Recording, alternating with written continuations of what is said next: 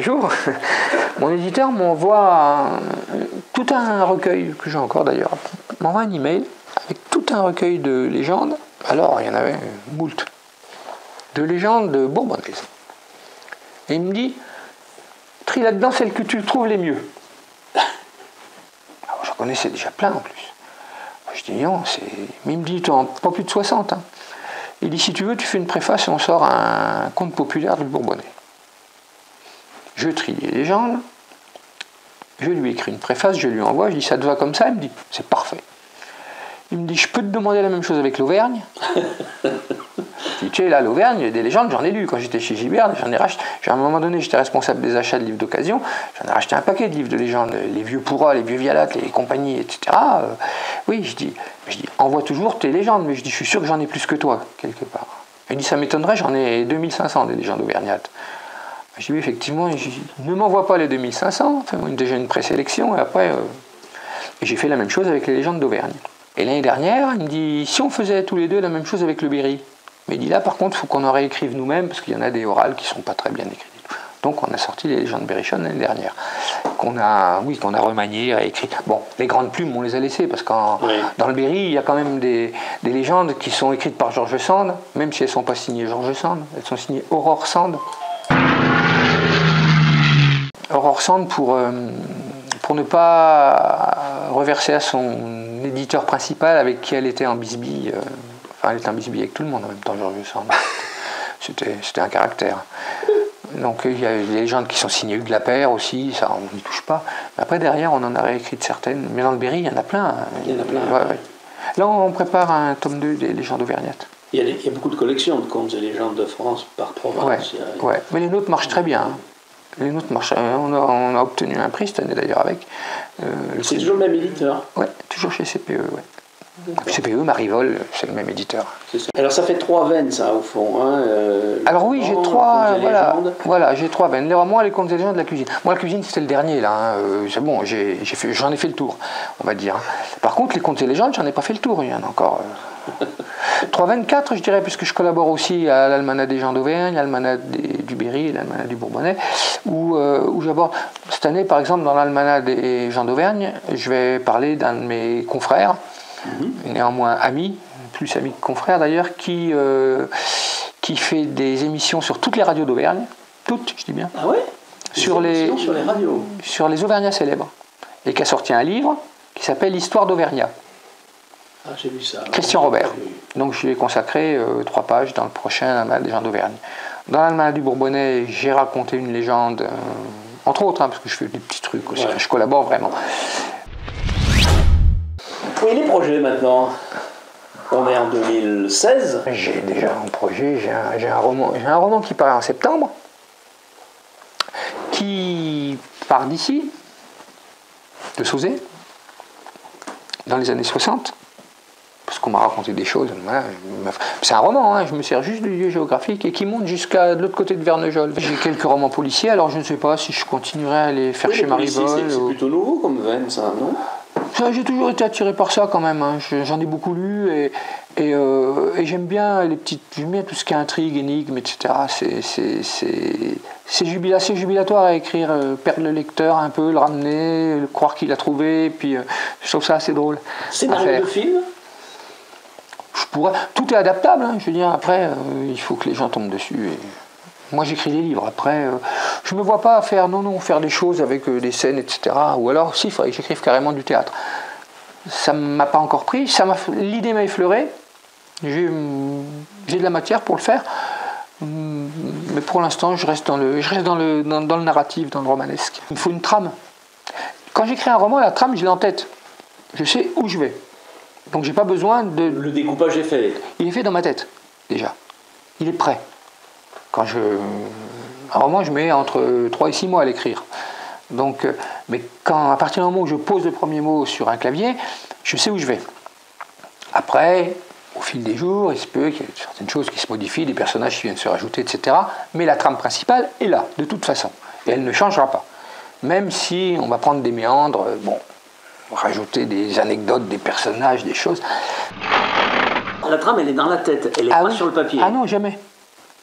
Jamais.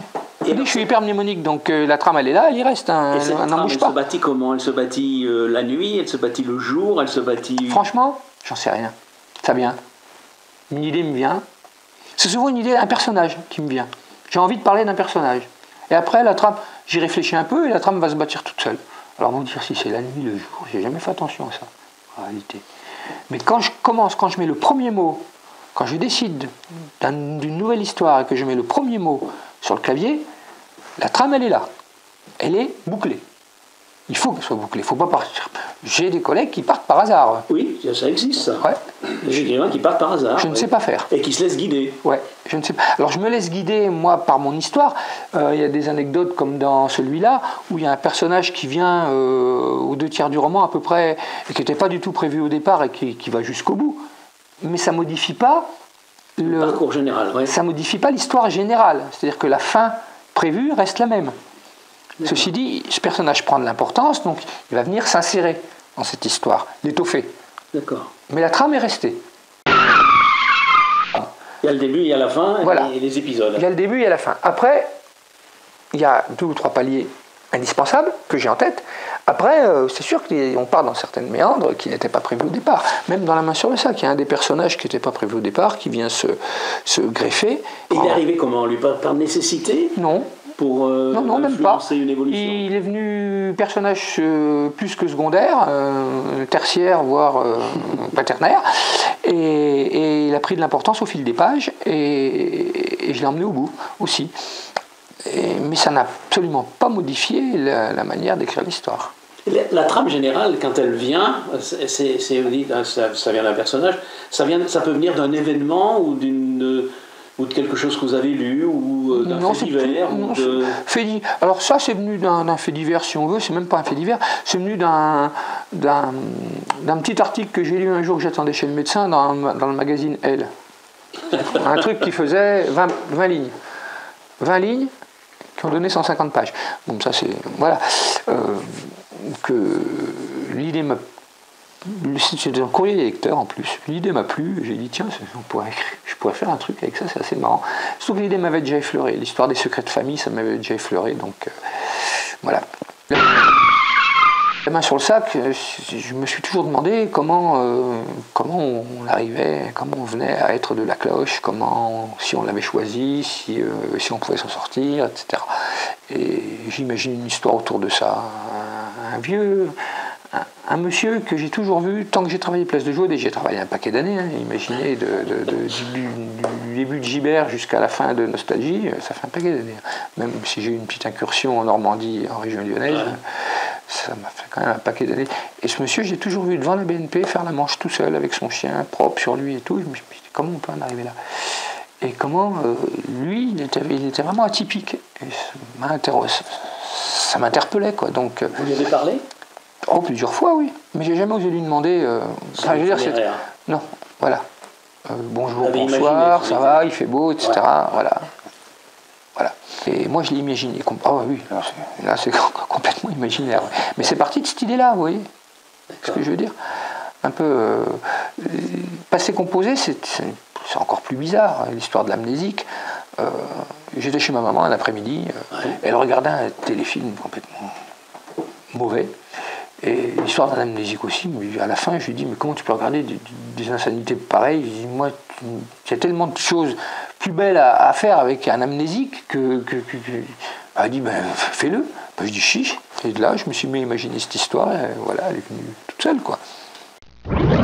Et en quoi votre parcours très varié, radio, revue, chronique, etc., en quoi ça peut expliquer votre maturité, votre maturation même vers votre œuvre après?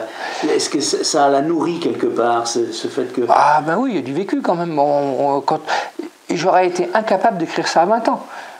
Il faut avoir vu un peu les gens, le monde un petit peu aussi, et puis il faut surtout l'avoir compris, je crois, l'avoir observé. Parce que si on n'observe pas les gens, quel que soit l'âge qu'on a, ça sert à rien. Mais l'observation des gens, oui. Puis garder des choses, penser.